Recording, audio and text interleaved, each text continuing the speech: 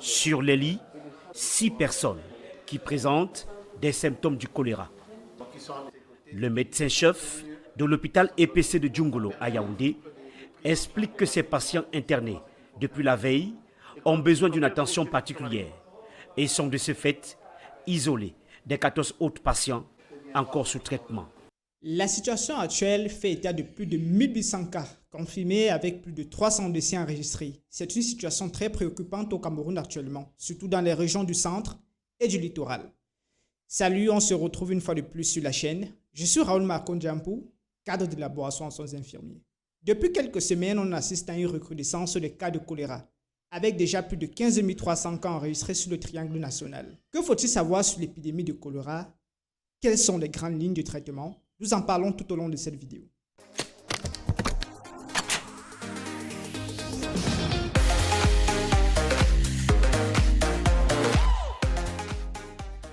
Le choléra, en fait, c'est une infection bactérienne, plus précisément une torsi-infection intestinale causée par un germe qu'on appelle le Vibrio cholérique, lié à la consommation d'eau et d'aliments souillés. C'est ainsi qu'il va créer une diarrhée aiguë, sévère avec une déshydratation. C'est un germe qui sévit dans les endroits où l'hygiène de vie est précaire. La contamination se fait par manuportage à travers les poignées de main, les poignées de porte, les transactions financières pour l'achat des marchandises dans nos marchés, l'utilisation des ustensiles tels que les verres, les fourchettes, les cuillères mal lavées, la manipulation d'objets et d'aliments souillés, le paiement des frais de tarsi, et dans d'autres endroits publics. C'est ainsi que le germe va se répandre à travers la communauté et créer une situation d'épidémie comme ce que nous vivons actuellement. Une fois le germe dans l'organisme, les premiers symptômes apparaissent quelques heures à quelques jours, c'est-à-dire entre 12 heures et 5 jours. Après la période d'incubation, les signes et symptômes sont les suivants. On a les vomissements, on a les nausées, on a une diarrhée aqueuse, marqué par une couleur odérie, ce qui fait la particularité du choléra. Ensuite, on aura les fatigues musculaires, les crampes et la déshydratation. Le choléra est hautement létal, que si rien n'est fait, le décès s'ensuit quelques heures après. Que faut-il faire dès l'apparition des premiers symptômes? Si vous ou quelqu'un de votre entourage présentez les symptômes dont on a évoqué tout à l'heure, la première des choses à faire, c'est l'isolement. Il faut isoler le malade afin qu'il soit de moins en moins en contact avec d'autres personnes, cela dans le but de limiter la contagion.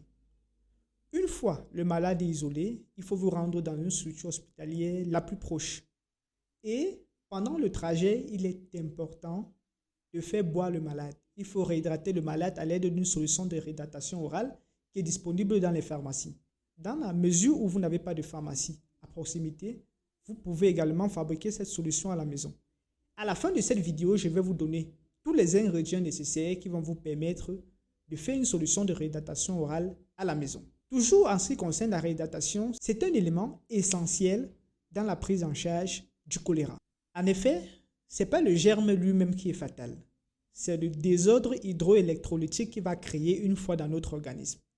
Sans toutefois entrer dans les profondeurs, voici comment le germe va se comporter une fois dans l'organisme. Le Vibrio cholérique, une fois dans l'organisme, va créer une perturbation des éléments qui sont responsables de maintenir un certain équilibre pour le bon fonctionnement de l'organisme, tout en activant certains enzymes, à l'exemple des encéphalinases qui, par leur hyperactivité, vont entraîner la dégradation des encéphalines endogènes intramembranaires qui sont responsables de l'équilibre hydroélectrolytique et de la motricité intestinale. C'est ainsi qu'il va se créer un afflux d'eau dans la lumière intestinale qui va s'évacuer en grande quantité sous forme de diarrhée. C'est donc ces pertes d'eau à travers les selles et les vomissements qui va entraîner le décès chez le malade si rien n'est fait. L'homme adulte possède dans le corps en moyenne 45 litres d'eau. Les 2/3, c'est-à-dire 30 litres, sont contenus dans les cellules. Pendant le processus donc de déséquilibre, il va donc se produire une déshydratation intracellulaire.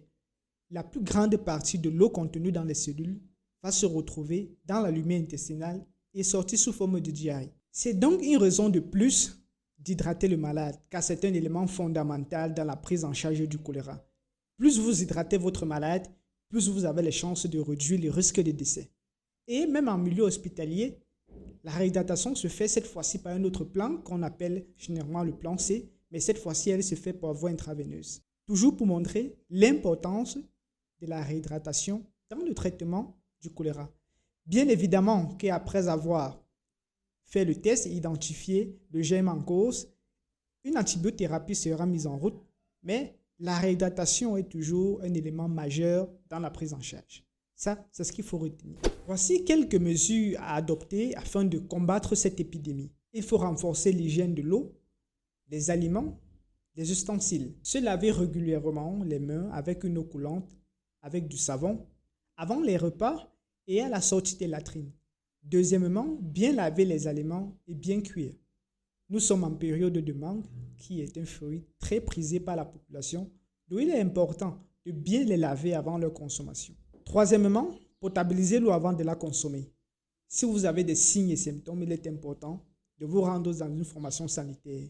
Et surtout, n'oubliez pas de vous réhydrater à l'aide d'une solution de réhydratation orale. Comme promis, voici les ingrédients qui vont vous permettre de fabriquer à la maison votre propre solution de réhydratation orale.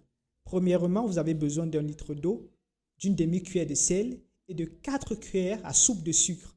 L'eau que vous devez utiliser doit être la plus potable possible. Vous vous lavez correctement les mains avec de l'eau et du savon. Vous prenez une bouteille que vous ajoutez et 1 litre d'eau. Et puis, vous additionnez la demi-cuillère de sel et les 4 cuillères de sucre. Vous mélangez jusqu'à dissolution complète. Ainsi, votre solution de réhydratation est maintenant prête à l'emploi. Vous faites boire aux malades et dans la mesure du possible, dès que la bouteille finit, vous reproduisez le même schéma. C'est en respectant toutes ces mesures d'hygiène élémentaire et mettre en pratique tous ces éléments que nous allons combattre efficacement cette épidémie. N'oublie pas de liker la vidéo, de partager le contenu autour de toi afin de sensibiliser davantage. Si tu es nouveau dans la communauté, abonne-toi à la chaîne en cliquant juste en dessous de la vidéo et d'activer la cloche de notification afin de recevoir une alerte lorsqu'une nouvelle vidéo sera disponible. D'ici, on se dit à la prochaine. Prenez soin de vous.